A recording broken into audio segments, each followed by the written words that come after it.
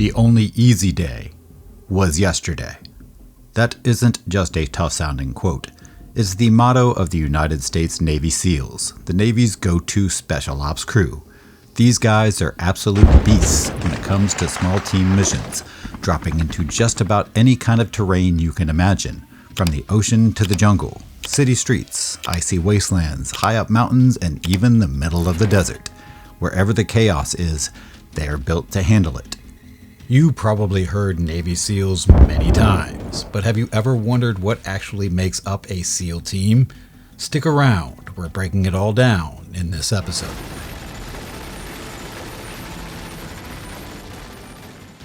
Alright, to really get what SEAL teams are all about, we gotta zoom out and start from the top. Navy SEALs fall under the Naval Special Warfare Command, or Warcom.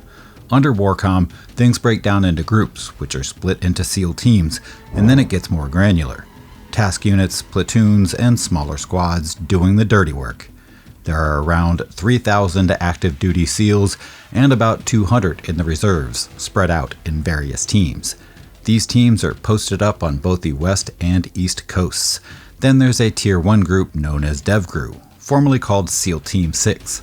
That's the one you've probably seen in movies or headlines. On top of that, we've got 2 SEAL delivery vehicle teams and 3 special boat teams backing them up. Now, getting into the SEALs isn't easy.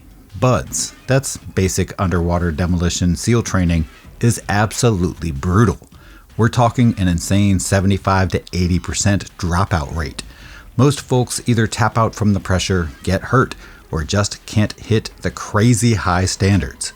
On any given day, these SEALs are deployed in over 30 countries across the globe. Their main bases are located in Coronado, California, Little Creek, Virginia, Pearl Harbor, Hawaii. Alright, now let's go over the details down how Warcom is actually structured. The main groups are 1, 2, 4, 8, while 11 as reserve group. Each group has got its own area of focus and specialty. Warcom also includes the Mission Support Center, Naval Special Warfare Center for training, and the Naval Special Warfare Development Group, Devgru, alongside other logistics and intelligence units. Now let's take a closer look and run through each group one by one so you know who's handling what. Naval Special Warfare Group 1, based out of San Diego, California, is basically one of the 2 heavy hitters. It's in charge of SEAL Teams 1, 3, 5, and 7, plus it runs point on 2 overseas units, one in Guam, Unit 1, and another in Bahrain, Unit 3. These guys train hard to stay mission ready for pretty much anything, whether it's hunting down bad actors, hitting high-value targets, or gathering intel in places most people wouldn't even think about going. They specialize in operating in tough spots like the ocean, the jungle, and tight urban zones. As far as their area of focus, they've got eyes on the Middle East, Korea, and the Western Pacific, so they've got a lot of ground and water to cover. Next up, we've got Naval Special Warfare Group 2, holding it down in Little Creek, Virginia. This crew runs SEAL Teams 2, 4, 8, and 10, and gets them locked in for missions all over the globe. We're talking direct action, counter-terror, and recon. Their focus, Europe, Africa, Arctics, Mediterranean, and South America. These guys operate in some seriously high-threat zones, and they're trained up for everything from stealthy maritime ops to Arctic missions and fast-paced urban warfare. They've got units posted forward too, like Naval Special Warfare Unit 2 in Stuttgart, Germany, and Unit 10 over in Rota, Spain, always in position and ready to jump into the mix. Sliding over to Naval Special Warfare Group 4, also based out of Little Creek, Virginia. This group runs the Navy's special boat teams. These teams are primarily composed of special warfare combatant craft crewmen, the go-to pros when it comes to getting SEALs in and out of the action from sketchy areas. Next up, we've got Naval Special Warfare Group 8, also based out of Little Creek, Virginia.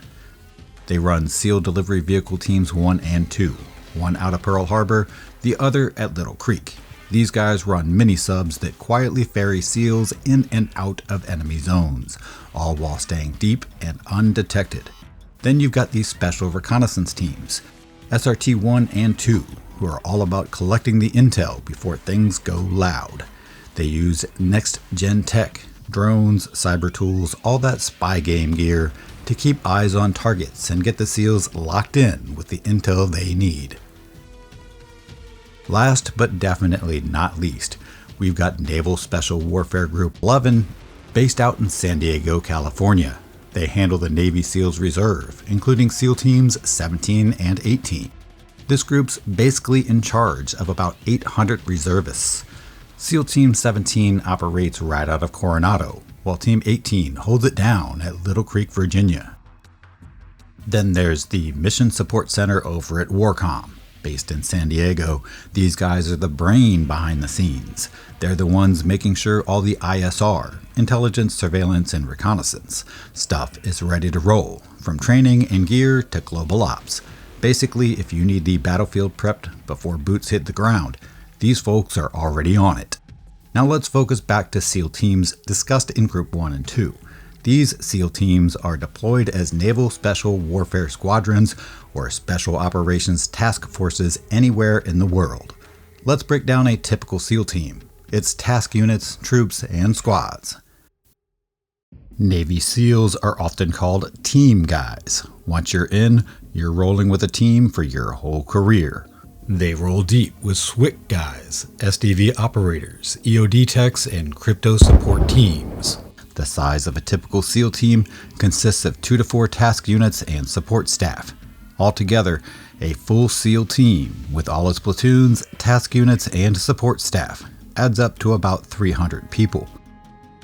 Each task unit rolls with about 32 to 64 guys, plus a small HQ crew to keep everything squared away. Leading the charge is usually a lieutenant commander, backed up by a senior enlisted SEAL who's been around the block. Then you've got a couple of key players handling ops and targeting, one officer and a chief petty officer. Now that task unit doesn't just roll as one big squad, it's broken down even further into 2 to 4 SEAL platoons.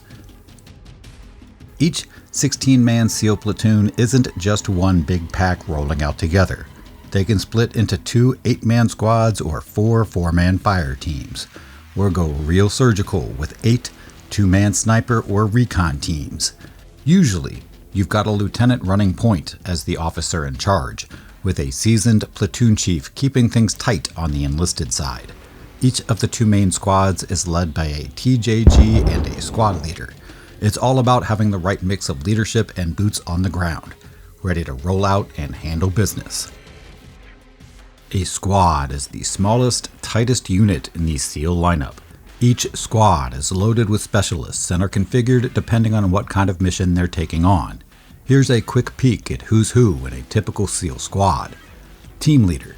This is the shot caller. They handle mission planning, keep the squad locked in, and make the big decisions. Assaulters. These are your door kickers and close quarters ninjas. They're trained for breaching, room clearing, and direct action work. Sniper, sharpshooter. This guy's got the long gun, provides overwatch, recon, and picks off targets from a distance. Breacher, the one with the boom, handles explosive entries and cracks open doors no one else can. Communicator, runs the radios and keeps everyone connected. Without them, it's chaos.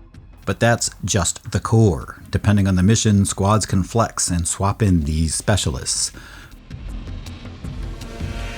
Now, aside from the regular SEAL teams, there's one unit that's in a league of its own. SEAL Team 6, officially known as Devgru, short for Naval Special Warfare Development Group. These guys are under the operational command of JSOC. They handle clandestine ops that barely anyone hears about.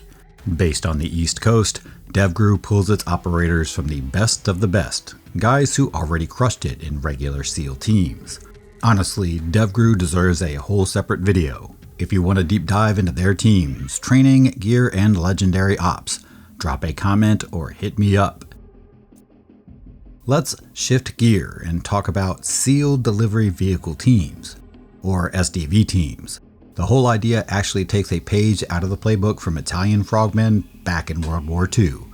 Those dudes pulled off wild missions, sneaking into harbors and wrecking enemy ships.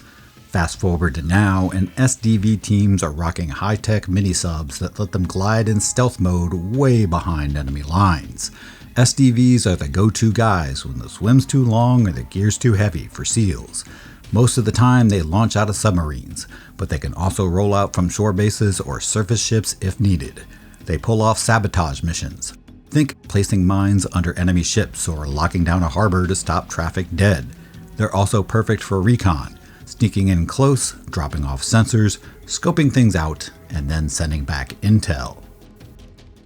Now let's zoom on the Special Warfare Combatant Craft Crewmen, aka SWCC. These guys might not get as much hype as the SEALs, but make no mistake, they're absolute beasts when it comes to running high-speed, hard-hitting boats. We're talking about 700 operators who specialize in hauling SEALs in and out of hot zones. Their official title is Special Warfare Boat Operator. They're behind the wheel of some of the Navy's fastest, most tricked-out boats, like the Combatant Craft Assault and the Special Ops Craft Riverine. These guys undergo some serious training at Naval Amphibious Base Coronado, pushing them to their limits. We're talking heavy-duty stuff, advanced navigation, weapons systems, and team tactics. You've got special boat teams 12, 20, and 22, spread across Coronado, Little Creek, and Stennis. And they're out there doing coastal and riverine ops in all kinds of sketchy waters. And there you have it, a full run-through of every Naval SEAL unit under Warcom. So, if you had to pick, which team would you roll with? Let us know in the comments section below. And while you're at it, go ahead and like, share, and smash that subscribe button so you don't miss the next drop.